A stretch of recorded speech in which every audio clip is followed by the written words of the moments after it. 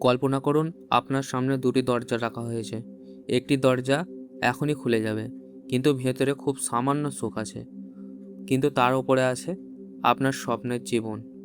আপনি কোন দরজাটি বেছে নেবেন? বেশিরভাগ মানুষ প্রথম দরজাটাই বেছে নেয়, আর এখানেই তার জীবনের সবচেয়ে বড় ভুলটি করে। জীবনে আমরা সবসময় দ্রুত ফল চাই, দ্রুত টাকা, দ্রুত সফলতা, দ্রুত সম্মান, কিন্তু প্রকৃতির দিকে তাকাই না। কিন্তু প্রকৃতির দিকে তাকিয়ে দেখুন, বীজ আজ বপন করলে কাল গাছ হয় না, শিশু আজ জন্ম নিলে কাল বড় হয় না, সূর্যও নির্ধারিত সময়ের আগে ওঠে না। তাহলে শুধু মানুষই কেন, সব কিছু তাড়াতাড়ি পেতে চায়। একজন তরুণ প্রতিদিন একটি গাছকে পানি দিত, কিন্তু কয়েক সপ্তাহ পরেও কোনো পরিবর্তন দেখতে পেল না। সে বিরক্ত হয়ে ভাবল, এতদিন পানি দিলাম, কোনো লাভই হলো না। রাগ করে সে গাছটিকে তুলে ফেলল।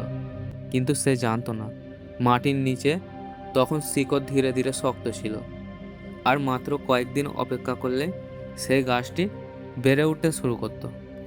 আমাদের জীবনে ঠিক এমনই। অনেক সময় আল্লাহ আমাদের পরিশ্রমকে সঙ্গে সঙ্গে ফল দেন না, কারণ তিনি আগে আমাদের ভেতরটাকে শক্ত করে গড়ে তোলেন। আপনি হয়তো অনেক চেষ্টা করেছেন, কাজ করছেন, শিখছেন, দোয়া করছেন, তবুও মনে হচ্ছে কিছুই হচ্ছে না। হয়তো আপনার সময় এখনও আসেনি। এর মানে এই নয় যে আপনার চেষ্টা বৃথা যাচ্ছে। রাসূলুল্লাহ সাল্লাল্লাহু আলাইহি সাল্লাম বলেছেন, ধৈর্য হলো আলোর মতো।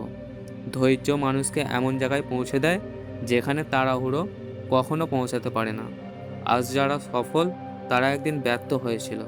আজ যারা সম্মানিত তারা একদিন অবহেলিত হয়েছিল। আজ যারা হাসছে তারা একদিন কেঁদেছিল। পার্থক্য শুধু একটাই, তারা মাঝপথে থেমে যায়নি।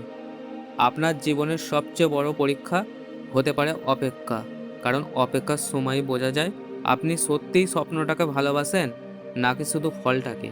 আজ যদি মনে হয় সব শেষ, তাহলে মনে রাখবেন, রাত যত গভীর হয় ভোর তত কাছাকাছি আসে। আপনার পরিশ্রমের প্রতিটি মুহূর্ত আল্লাহ দেখছেন, আপনার প্রতিটি দোয়া তিনি শুনছেন। সঠিক সময়ে তিনি এমনভাবে দরজা খুলে দেবেন যা আপনি কল্পনাও করেননি। শেষ কথা, আজই সিদ্ধান্ত নিন, আমি তাড়াহুড়ো করব না, আমি হাল ছাড়ব না, আমি নিজের সর্বোচ্চ চেষ্টা চালিয়ে যাব। কারণ যে মানুষ ধৈর্য ধরে এগিয়ে যায় শেষ পর্যন্ত জয় তারই হয়। আহাদ স্টুডিওর পক্ষ থেকে একটি কথা, আজকের কষ্ট যদি আপনাকে শক্তিশালী করে তোলে, তাহলে সেই কষ্ট কখনোই বৃথা নয়। আল্লাহ হাফেজ।